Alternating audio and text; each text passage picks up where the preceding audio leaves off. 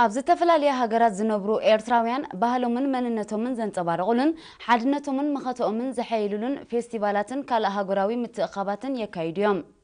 ኤርትራውያን ነበርቲ ቶሮንቶ ኣብ ዝሓለፈ ቅንያት ብውዕውዕ መንፈስ ፌስቲቫሎም ኣቃኒዖም። ካብቲ ቦታ ንዝበፅሐና ጸብጻብ ኣማንኤል ኣልኣዛር ከቕርቦ እዩ።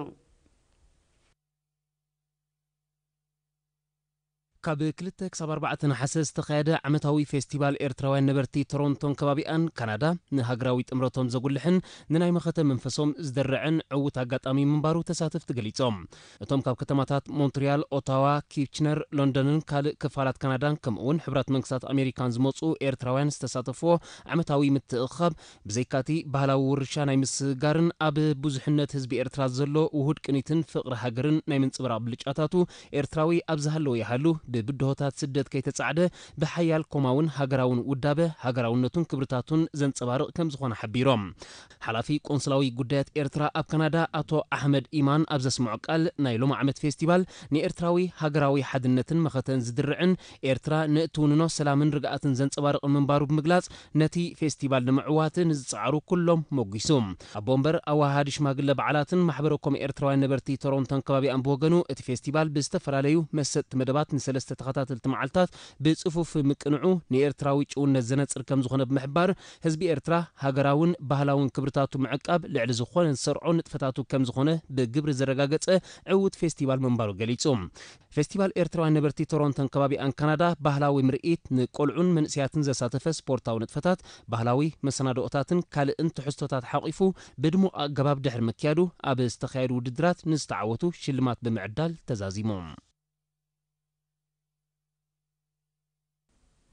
ሓረስቶት ንዞባ እምነ ሓይሊ ሳላቲ ኣብ እዋን ሓጋይ ብወፍራ ህዝብን ህዝባዊ ሰራዊትን ዘካየድዎ ንጥፈታት ምዕቃብ ማይን ሓመድን ዘራእቶም ኣብ ጽቡቕ ደረጃ ከም ዝርከብ ገሊጾም። ተቐማጦ ዓዲ በሓይላይ ዓዲ ወሃቢት ዓዲ ሰረዋትን ዓዲ ያኾቦን ኣብ ዝሃብዎ ሓበሬታ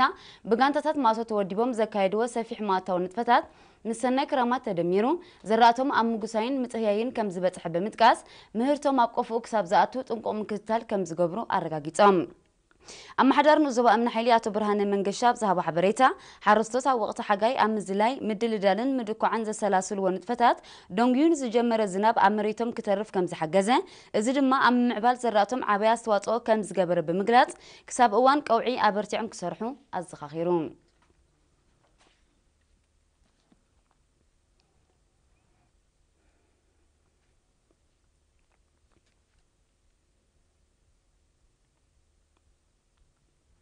ኣብ ዞባ ዓንሰባ ተጠቃምነት መደብ ውህለላን ንኡስ ልቓሕን ዕብየት የርኢ ከም ዘሎ ብኡ መሰረት ድማ ኣብ ቀዳማይ መንፈቕ ናይዚ ዓመት እዚ ጥራይ ን2824 ዓማዊል 28 ሚልዮን ናቕፋ ልቓሕ ከም እተዋህበ ሓላፊ ጨንፈር መውል ኣብቲ ዞባ ኣቶ ቢንያም ዮሃንስ ገሊጹ።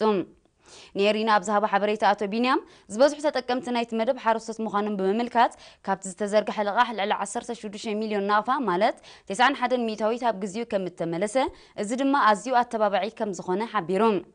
መደብ ውህለላን ንኡስ ልቓሕን ጨንፈር ዞባ ዓንሰባ ብሓፈሻ ልዕሊ 49 ሚልዮን ናቕፋ ናብ ዓማዊል ብምዝርጋሕ ኣብ ዕለታዊ ንጥፈታቶም ልዑል ኣስተዋጽኦ ይገብር ከም ዘሎ ዝሓበረ ኣቶ ቢንያም ናይ ምውህላል ባህሊ ንምትብባዕ ብዝብል ዕላማ ልዕሊ 65,000 ናቕፋ ወለድ ን777 ዜጋታት ከም ዝኸፈለ ኣብሪሆም። ብጠቕላላ 11,315 ዓማዊል ዘለዎ ጨንፈር ውህለላን ንኡስ ልቓሕን ዞባ ዓንሰባ ዕዳጋታት ኣብ ምርግጋዕ ሕፅረታት ኣብ ምውጋድን ዕድል ሸቕለት ኣብ ምፍጣርን ልዑል ተራ ከም ዝፃወት ሰነዳቱ የመልክቱ።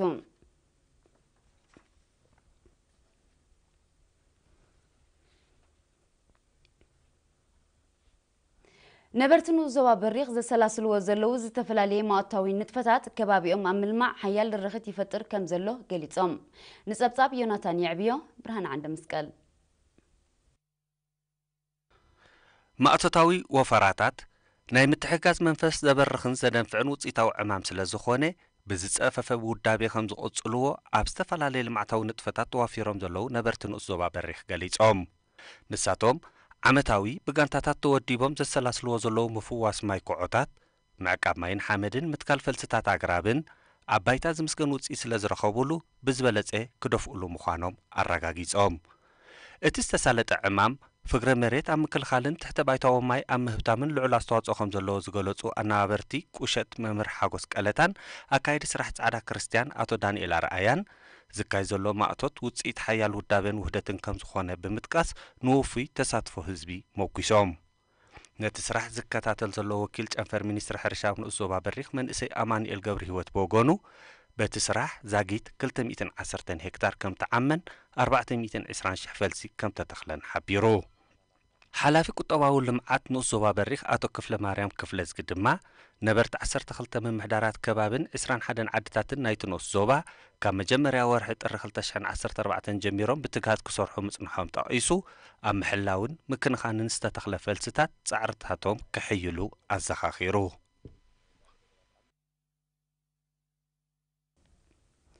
ኣብ ርእሳን ዞባታት ፎርቶሳዋን ሞጎሎን ዞባ ጋሽ ባርካ ዝወቕዐ ሓያል ዝናብ ኣብ ልዕሊ ሰብ ጥሪትን ንብረትን ጉድኣት ኣውሪዱ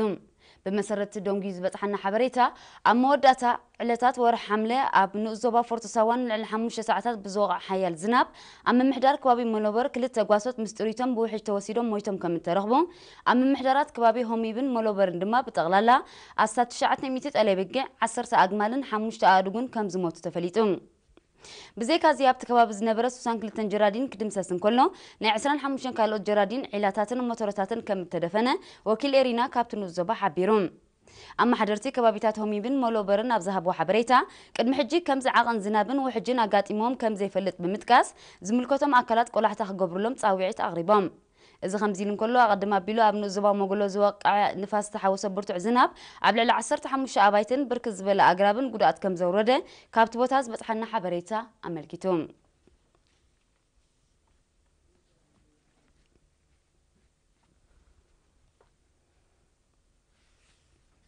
كاب 10 كساب 14 نحاسة أب كتما مراكش موروكو أب زكايد مبل 19 شامبيون أتلتيكس أفريقيا تساتف هاجراويت غانتا إيرترا تمالي شدش نحاسة نام موروكو أمريحام